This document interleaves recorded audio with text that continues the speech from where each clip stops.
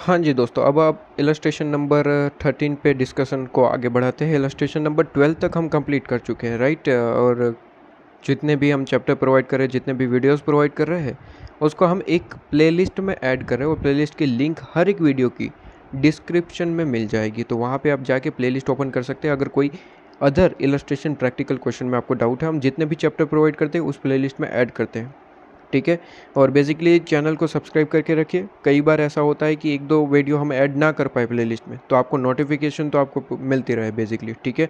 Bell icon ज़रूर press करिए। Subscribe करना तो चलो ठीक है, आप सब्सक्राइब कर रहे हैं, साथ साथ बेल आइकन ज़रूर प्रेस करिए ताकि नोटिफिकेशन आप तक रिसीव होती रहे, ठीक है। सिर्फ सब्सक्राइब करने से इतना फ़ायदा नहीं मिलता, थोड़ा बहुत फ़ायदा मिलता है क्योंकि वो सब्सक्राइबर ऑप्शन में आपको जो है ये सारी चीज़ें तो देखने को मिलती है, लेकिन बेल आइकन प्रेस होता है तो ऊपर से भी नोटिफिकेशन मिल जाती है आपके पास में, ठीक है। चलिए, ये चीज़ तो इन्फॉर्म कर दी। आपके पास में इलस्ट्रेशन नंबर 13 है जो डिस्कस करते हैं। कहता है कि कुछ इन्फॉर्मेशन दे रखी है, फॉलोइंग बैलेंस शीट इन्फॉर्मेशन। कहता है H limited and it's subsidiary. अच्छा, तो एच लिमिटेड क्या होगी सर? होल्डिंग कंपनी होगी, और सब्सिडरी जो है कौन है? S limited. कहता है कि 31 मार्च को जो है यहाँ पे बैलेंस शीट ड्रॉन अप करनी है आपके पास में, और उससे रिलेटेड इन्फॉर्मेशन आपको कह रहे हैं, ठीक है। आपको प्रिपेयर क्या करना है? कंसोलिडेटेड बैलेंस शीट प्रिपेयर करना है। कंसोलिडेटेड बैलेंस शीट प्रिपेयर करेंगे, इन्फॉर्मेशन आपको गिवन है। सबसे पहले कहता है रिजर्व एंड सरप्लस, एंड आपके पास में प्रॉफिट एंड लॉस आपको कह रखा है।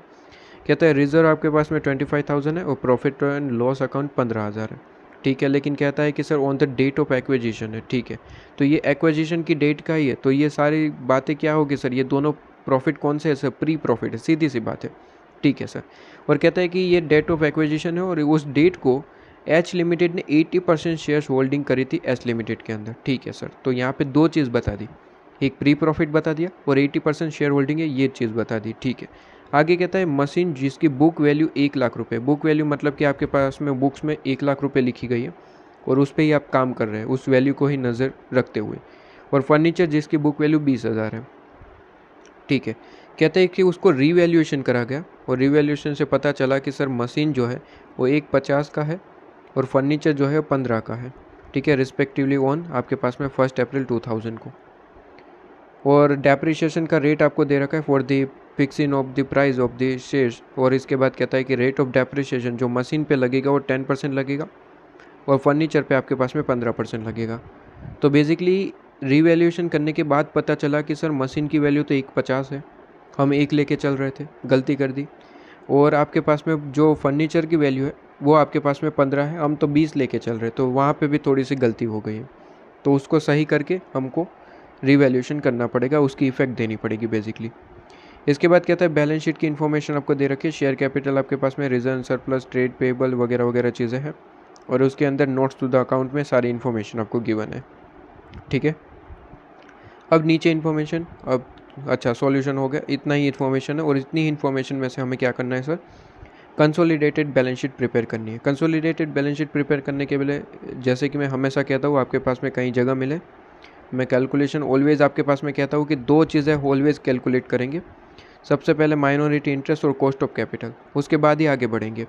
अच्छा, यहाँ पे थोड़ी सी ध्यान में रखने वाली बात यह है कि सर इस बार यहाँ पे कहता है सर रिवैल्यूएशन वगैरह भी किया है, तो माइनॉरिटी इंटरेस्ट और कॉस्ट ऑफ कैपिटल तो सबसे पहले कैलकुलेशन करते हैं, वो ठीक है। लेकिन उससे पहले भी एक चीज़ आपको टाइम डायग्राम बनाना पड़ेगा, ठीक है, रफ में कहीं बनाना, ठीक है। वो चीज़ अगर बनाओगे तो अच्छे से समझ आ पाएगा आपके पास में क्या क्या चीज़ें गिवन है, ठीक है।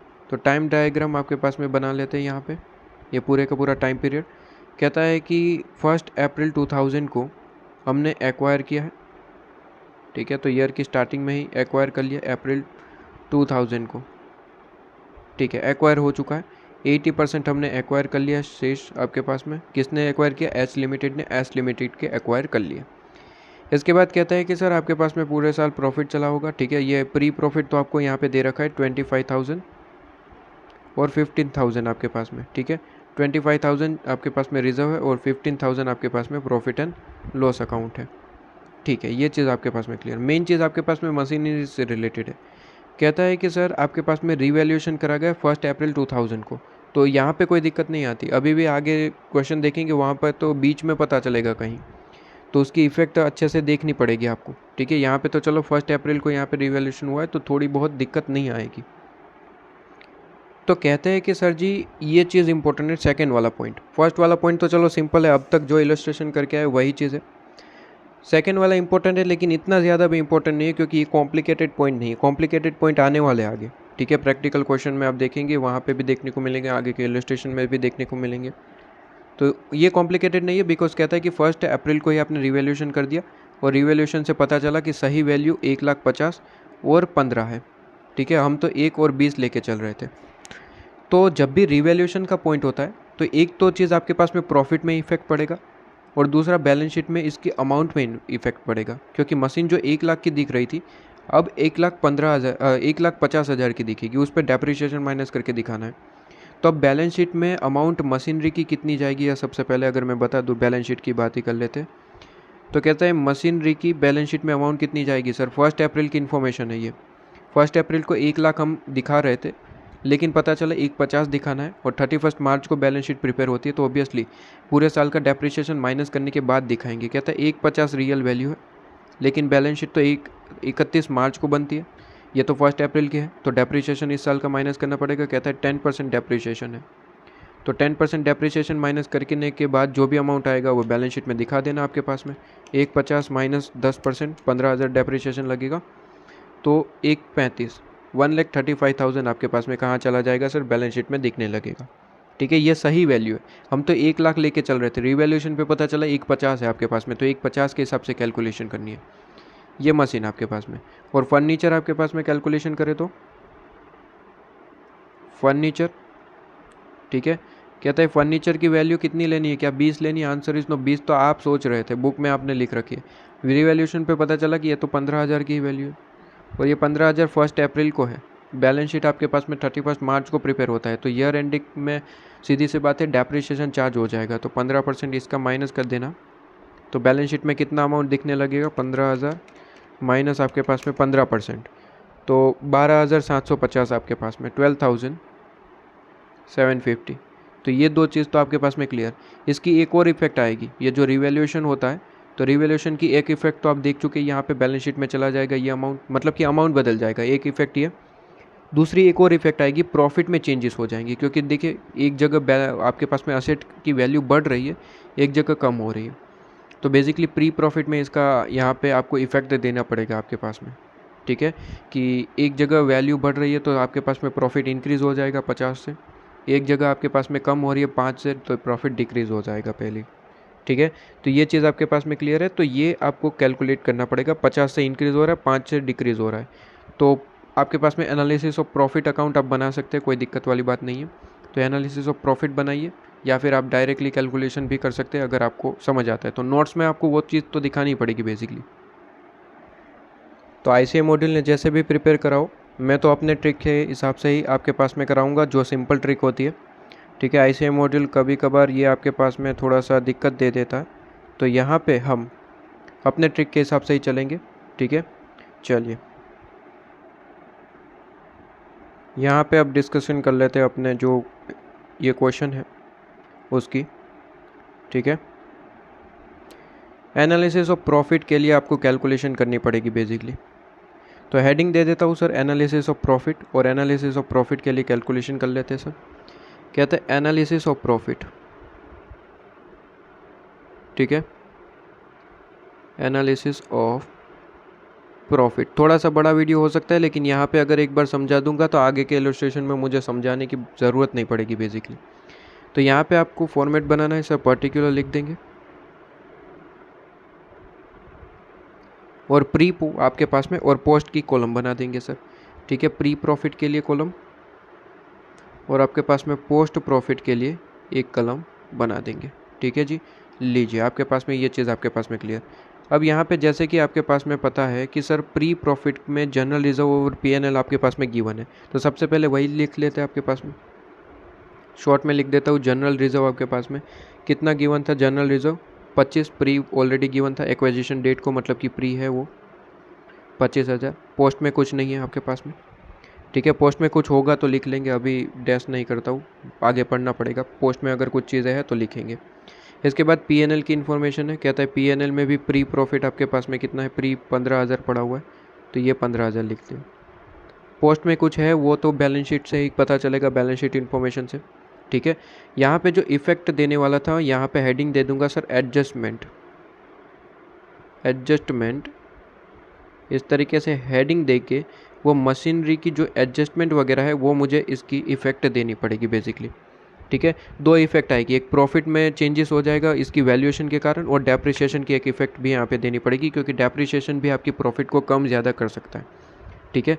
तो सबसे पहले एक वैल्यू की यहाँ पे इफेक्ट दे देते हैं सर, ठीक है। ये आपने हेडिंग दे दिया आपके पास में एडजस्टमेंट, ठीक है, और उसमें आप में वैल्यूएशन, वैल्यू सिर्फ और सिर्फ हेडिंग दे देते हैं, चलिए, ठीक है। वैल्यू में आपके पास में कहता है कि दो चीज़ है सर, दो चीज़ों की वैल्यू में फ़र्क पड़ा है, एक मशीन है, ठीक है, मशीनरी, और दूसरा आपके पास में कहता है फर्नीचर है, ठीक है।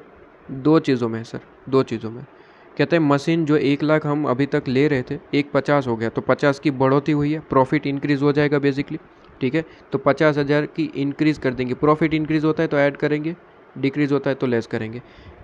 कहता है फर्नीचर में तो 20 मान के चल रहे थे, 15 आया, रिवैल्यूएशन करने पे पता चला, तो 5 कम करना पड़ेगा, प्रॉफिट कम हो जाएगा बेसिकली, असेट की वैल्यू कम हो रही है, 5 कम करना पड़ेगा, तो माइनस करेंगे आपके पास में, ठीक है। ये चीज़ आपके पास में क्लियर है।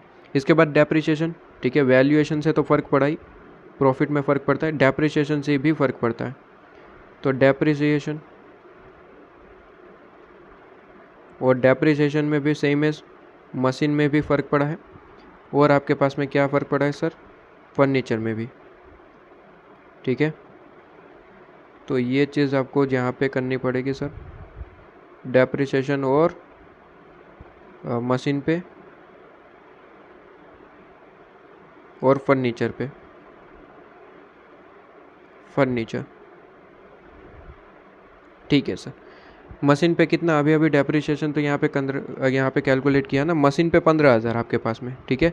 मशीन पे कितना था, 15,000 आपके पास में, लेकिन नॉर्मल देखिए डेप्रिसिएशन में थोड़ा सा ध्यान रखिए, कैलकुलेशन कैसे करना होता है सर। डेप्रिसिएशन पे ऑलरेडी कैलकुलेशन करना होता है, कि कहता है कि ऑलरेडी जितना डेप्रिसिएशन चार्ज कर रहे हैं उसमें कोई दिक्कत नहीं है, एक्स्ट्रा क्या हुआ वो देखना होता है। देखिए 1 लाख पे 10%, मतलब कि 10,000 डेप्रिसिएशन तो वैसे भी चार्ज करने वाले थे, लेकिन यहाँ पे अब कितना किया सर, 15,000 चार्ज किया, मतलब कि एक्स्ट्रा कितना सर, 5,000 एक्स्ट्रा चार्ज किया, 5,000 आपने एक्स्ट्रा चार्ज किया सर, मतलब कि एक्स्ट्रा डेप्रिसिएशन चार्ज करने से प्रॉफिट कम होता है या फिर बढ़ जाता है सर, प्रॉफिट आपके पास में कम होता है। और यहाँ पे ध्यान रखने वाली बात यह है कि एक्वाजिशन 1 अप्रैल को हुआ है, और ये अप्रैल के बाद डेप्रिसिएशन होता है पूरे साल का, मतलब कि ये तो इस साल का है, और 1 अप्रैल को तो आपने ऑलरेडी एक्वाजिशन कर लिया, मतलब कि ये पोस्ट की बात है, ये आपके पास में पोस्ट की बात है, ठीक है। तो डेप्रिसिएशन जो है वो पोस्ट के अंदर जाएगा आपके पास में, और वहाँ पे प्लस माइनस होगा। यहाँ पे 5,000 मुझे माइनस करना पड़ेगा, क्योंकि प्रॉफिट मेरा कम हो रहा है बेसिकली। 10,000 चार्ज करना था, 15,000 अब करना पड़ा, वैल्यूएशन से पता चला सर 15 करना पड़ेगा, 5 और करना पड़ेगा डेप्रिसिएशन, ठीक है। उसी तरीके से अगर फर्नीचर की बात करूँ तो वैसे 20 था, 20 पे मैं 15% चार्ज करता तो कितना आता सर, 20,000 इंटू 15%, तो 3,000 चार्ज करने वाला था डेप्रिसिएशन, लेकिन वैल्यूएशन से पता चला कि फर्नीचर की वैल्यू तो 15 है, ठीक है, फर्नीचर की वैल्यू तो 15,000 है, तो 15,000 पे हमने चार्ज किया, तो 15,000 पे कितना होता है सर, 15,000 इंटू 15%, तो 2,250, 3,000 चार्ज करने वाले थे, 2,250 आपके पास में, तो 750 का डिफरेंस, और 750 कम चार्ज करने पड़े, क्योंकि पहले ज़्यादा करने वाले थे 3,000, अब कितना पड़ेगा, सिर्फ और सिर्फ 2,250 वगैरह। तो यहाँ पे आपके पास में प्रॉफिट में बढ़ोतरी हुई है, तो ऐड करेंगे, डेप्रिसिएशन कम चार्ज करना पड़ा, ठीक है, डेप्रिसिएशन कम चार्ज करना पड़ा, तो यहाँ पे आपके पास में ये चीज़ हो जाती है। तो ये चीज़ क्या क्लियर है आपके पास में। अच्छा, अब यहाँ पे जनरल रिजर्व की बात भी कर लेते हैं, यहाँ पे तो कुछ है नहीं, यहाँ पे डैश, ठीक है, क्योंकि वैल्यू तो आपके पास में पहले से शो हो रही थी प्री में, तो उसकी इफेक्ट प्री में गई, और डेप्रिसिएशन इस साल का है, सीधी सी बात है, और एक्वायर आपने कब कर लिया सर, 1 अप्रैल को ही कर लिया, तो पूरे का पूरा पोस्ट में चला जाएगा। अच्छा, जनरल रिजर्व P&L के पोस्ट के बारे में भी बात कर लेते तो ये एनालिसिस ऑफ प्रॉफिट बेसिकली ख़त्म हो जाए, ठीक है ना, तो आगे बढ़ सके फिर नेक्स्ट आपके पास में वर्किंग नोट पे। तो यहाँ पे बता दीजिए जनरल रिजर्व की कहाँ इन्फॉर्मेशन है, नोट्स टू द अकाउंट में देखेंगे तो एकदम से क्लियरली पता चलेगा। कहते हैं सर आपके पास में यहाँ पे जनरल रिजर्व यहाँ पे है, प्रॉफिट एंड लॉस यहाँ पे है, कहता है एस लिमिटेड का देखना है, ठीक है, एच लिमिटेड का नहीं, एस लिमिटेड का कैलकुलेशन वहीं पे होती है। एस लिमिटेड में क्या ही है, वो तो डायरेक्टली कंसोलिडेटेड बैलेंस शीट में चला जाएगा आपके पास में। कहते हैं कि सर जी आपके पास में जो 75,000 है और यहाँ पे 25,000 है। ओके सर, देखना ये है कि सर स्टार्टिंग में कितना था, क्या कोई डिफरेंस आया, डिफरेंस आया तो वो पोस्ट में जाएगा। कहता है जनरल रिजर्व स्टार्टिंग में कितना था वो बताइए। जनरल रिजर्व स्टार्टिंग में आपके पास में 25 था और पीएनएल 15 था, तो यहाँ पे लिख देता हूँ साइड में 25,000 था जनरल रिजर्व और पीएनएल जो है वो 15,000 था स्टार्टिंग में, और क्लोजिंग में कितना दिख रहा है वो देखिए। तो सबसे पहले जनरल रिजर्व की बात करें तो कहता है कि सर 25 का था प्री में आपके पास में ओपनिंग, कहते हैं 75 हो गया, बढ़ गया, कितना बढ़ा सर 50 बढ़ा दो सर, 50 का इस साल कमाया मतलब कि पोस्ट में है आपके पास में, तो 50,000 यहाँ पे आ जाएगा सर 50,000, 25,000 ओपनिंग, 50 इस साल का, तो टोटल हो गया ना 75,000। क्लियर है आपके पास में। इसके बाद पीएनएल की बात करें 15 पहले से था आपके पास में, ठीक है, 25 हो गया at the end of the year, 25 हो गया, तो 15 और 25 आपके पास में क्या हो गया सर 10,000 का डिफरेंस ऐड कर दो सर। तो अगर आप अल्टीमेटली देखें तो 15 और 10 आपके पास में 25 हो जाता है, तो क्लियर आपके पास में, ठीक है। तो इसका टोटल लगा देंगे तो आपके पास में आंसर भी आ जाएगा कि प्री प्रॉफिट एग्जैक्टली कितना है, 25,000 प्लस 15 प्लस 50 और माइनस 5,000 आपके पास में। तो यहाँ पे आपके पास में टोटल 85,000 आ जाएगा प्री प्रॉफिट, ठीक है, 85,000 क्या आ जाएगा सर प्री प्रॉफिट। उसी तरीके से अगर पोस्ट की बात करें तो 50,000 प्लस 10,000 प्लस आपके पास में अच्छा माइनस है 5,000 माइनस और प्लस 750, तो यहाँ पे आपके पास में आ जाएगा कितना सर आंसर आपके पास में 55,750, 55,750 आपके पास में। क्लियर है, तो प्री एंड पोस्ट का काम ख़त्म। अब प्री एंड पोस्ट को आपको पता ही है सर, प्री प्रॉफिट जो होता है वो आपको पता ही है सर, माइनॉरिटी इंटरेस्ट और कंसोलिडेटेड में चला सॉरी कॉस्ट ऑफ कंट्रोल में चला जाता है आपके पास में। माइनॉरिटी इंटरेस्ट में जाएगा कुछ पार्ट और कुछ सीओसी में चला जाएगा, कुछ पार्ट जो है वो आपके पास में कहाँ चला जाएगा sir COC cost of control में, ठीक है, सीओसी कॉस्ट ऑफ कंट्रोल। जब कॉस्ट ऑफ कंट्रोल कैलकुलेट करते हैं तो क्या करते हैं सर, कॉस्ट ऑफ इन्वेस्टमेंट उसमें से लेस करते हैं शेयर कैपिटल प्लस आपके पास में प्री प्रॉफिट, इसलिए यहाँ पे चला जाएगा आपके पास में। कितना परसेंट है सर कॉस्ट ऑफ कंट्रोल का, कितना परसेंट है यहाँ पे कहता था, कितना परसेंट होल्डिंग है 80%, तो 80% इसका कहाँ चला जाएगा सर कॉस्ट ऑफ कंट्रोल में, 20% माइनॉरिटी इंटरेस्ट में। लेकिन सर पोस्ट इंटरेस्ट का ध्यान रखना, पोस्ट प्रॉफिट का थोड़ा सा ध्यान रखना। पोस्ट प्रॉफिट में ऐसा है कि सर 20% जो माइनॉरिटी इंटरेस्ट का है वो तो जाएगा ही जाएगा माइनॉरिटी इंटरेस्ट में 20%, लेकिन कहता है 80% जो है वो कहीं पे भी नहीं जाता, 80% जो है वो कहीं पे भी नहीं जाता आपके पास में। जो कहीं पे भी नहीं जाता उसे कहा गया है कि सर आप कंसोलिडेटेड बैलेंस शीट में जाइएगा। आप कहाँ जाएंगे सर, कंसोलिडेटेड बैलेंस शीट में जाएंगे, तो वो कंसोलिडेटेड बैलेंस शीट में जाएगा, ठीक है। इसका ज़रा अमाउंट निकाल लेते हैं एकदम से, 85,000 इंटू 20%, तो ये आपके पास में 17,000 आ रहा है, येलो कलर से लिख लेते हैं थोड़ा सा, ठीक है, 17,000 आपके पास में। यहाँ पे आपके पास में 80% करें 85,000 इंटू 80%, तो ये 68,000 आ रहा है। इसके बाद यहाँ पे अगर करें 55,750 इंटू 20%, तो ये आपके पास में आ रहा है 11,150। यहाँ पे 80% करें तो 55,750 इंटू 80%, तो यहाँ पे 44,600, ठीक है सर, ये चीज़ क्लियर। इसके बाद मैंने क्या कहा था सर, अभी तक बैलेंस शीट में नहीं जाना, कंसोलिडेटेड बैलेंस शीट से पहले दो चीज़ें प्रिपेयर करनी होती है, एक माइनॉरिटी इंटरेस्ट और कॉस्ट ऑफ कैपिटल, ठीक है। यहाँ पे थोड़ा सा बाइफर्केशन था, इसलिए ये सबसे पहले वर्किंग नोट हमें बनानी पड़ी, एनालिसिस ऑफ प्रॉफिट, ठीक है। ये आपके पास में एनालिसिस ऑफ प्रॉफिट आपके पास में प्रिपेयर हो चुका है, ठीक है, एनालिसिस ऑफ प्रॉफिट लीजिए, ठीक है जी। एनालिसिस ऑफ प्रॉफिट ख़त्म हो जाता है, उसके बाद माइनॉरिटी इंटरेस्ट और कॉस्ट ऑफ कंट्रोल। ये क्यों बना है सर, अभी माइनॉरिटी इंटरेस्ट अभी प्रिपेयर करना है ना, तो उसमें बहुत ज़्यादा आसानी हो जाएगी क्योंकि हमें प्री प्रॉफिट पोस्ट प्रॉफिट निकाल लिया है, तो बेसिकली आपके पास में अब दिक्कत नहीं आने वाली। कहते हैं सर आपके पास में अब यहाँ पे वर्किंग नोट नंबर ये 1 था, ठीक है, वर्किंग नोट नंबर 1 था, अब यहाँ पे 2 आपके पास में क्या निकालिए बताइए, माइनॉरिटी इंटरेस्ट निकालना है सर, माइनॉरिटी इंटरेस्ट निकाल लेते हैं, शॉर्ट में लिख देता हूँ माइनॉरिटी इंटरेस्ट। कहता है जितने भी शेयर कैपिटल है ले लो, ठीक है, लेकिन किसकी सर? सीधी सी बात है सब्सिडरी की। तो जितनी भी आपके पास में शेयर कैपिटल है ले लो। इसके बाद प्री प्रॉफिट लेना है, ठीक है, लेकिन कितना पार्ट सर? उतना जितना आपके पास में सब्सिडी का है। और पोस्ट प्रॉफिट भी लेना है, लेकिन उतना ही पार्ट जितना सब्सिडी का है, तो पोस्ट प्रॉफिट, ठीक है। कहता है शेयर कैपिटल कितनी है सर आपके पास में सब्सिडी की? तो नोट्स टू द अकाउंट में देखेंगे 1 लाख है आपके पास में, तो 1 लाख इंटू कितना करना है सर? 20%। तो 1 लाख इंटू 20% पार्ट लेना है सर। तो कहता है सर 20,000 आपके पास में, 20,000, ठीक है। और प्री प्रॉफिट पोस्ट प्रॉफिट को तो ऑलरेडी कैलकुलेट कर चुके हैं आपके पास में 17,000 और 11,150, 17,000 आपके पास में, 11,150 आपके पास में। तो ये चीज़ आपके पास में क्लियर हो जाती है। 20,000 प्लस 17,000 प्लस 11,150। तो यहाँ पे आपके पास में आंसर आ जाएगा, येलो कलर से लिख लेते हैं सर, ये क्या हो गया?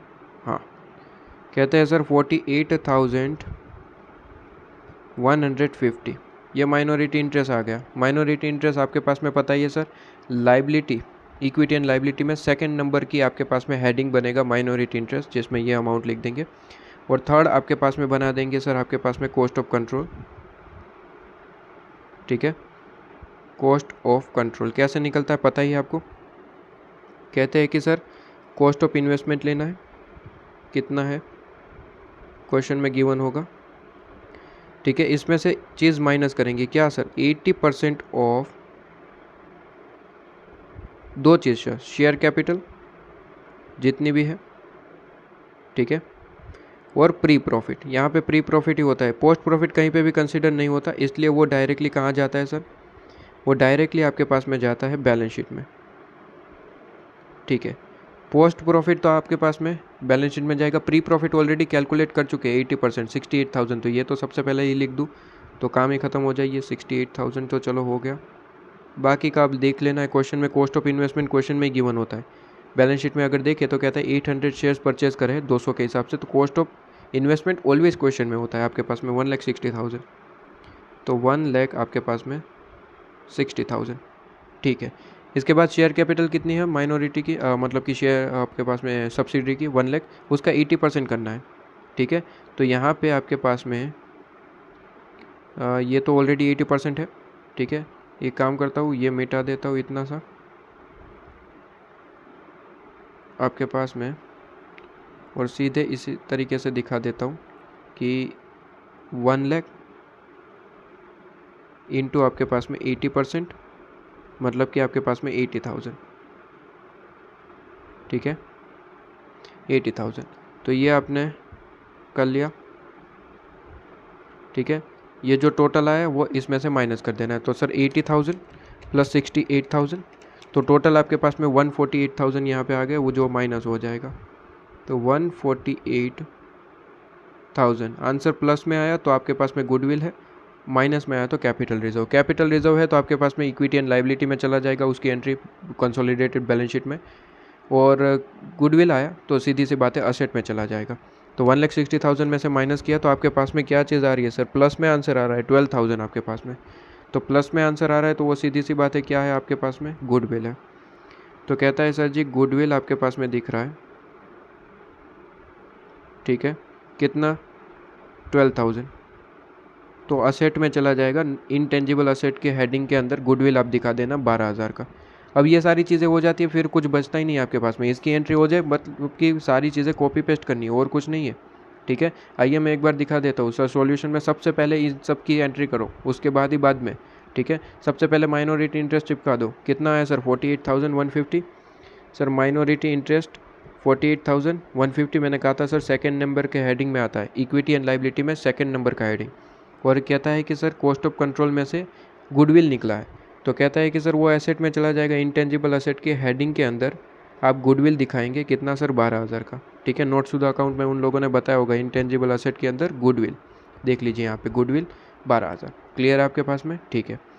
अब यहाँ पे सिंपली शेयर कैपिटल लिखना है, तो एक एक करके एंट्री करते हैं। शेयर कैपिटल मैंने कहा था सर, क्या पिछले 2-3 इलस्ट्रेशन में बताता आ रहा हूँ, इसका लॉजिक भी बताते आ रहा हूँ, ठीक है। पिछले इलस्ट्रेशन में तो अच्छे से लॉजिक समझाया था कि सिर्फ और सिर्फ होल्डिंग का ही शेयर कैपिटल लेना, ठीक है। तो लॉजिक मैंने समझा दिया था पिछले या फिर उससे पिछले 2 इलस्ट्रेशन में ही आपको समझा दिया है, ठीक है। तो बेसिकली आप वहाँ जाके देख भी सकते हैं अगर दिक्कत है तो। यहाँ पे 6 लाख आपके पास में। रिजर्व एंड सरप्लस में क्या चीज़ रहेगी सर? रिजर्व एंड सरप्लस में होल्डिंग का रिजर्व वो तो रहेगा ही रहेगा, प्लस आपके पास में क्या चीज़ जो मैंने कही थी कि सर आपके पास में पोस्ट एक ऐसी चीज़ है, ठीक है। पोस्ट आपके पास में ऐसी चीज़ है जो कहीं कंसिडर नहीं होती, वो डायरेक्ट कंसोलिडेटेड बैलेंस शीट में जाती है, तो वो आपके पास में दिख रही है, ठीक है। कहते हैं यहाँ पे 6 है, ठीक है। थोड़ी सी मैं सही से कर दूँ, 44,600 है, 44,600, ठीक है जी। चलिए, तो ये 44,600 कहाँ जाएगा सर? कंसोलिडेटेड बैलेंस शीट में चला जाएगा।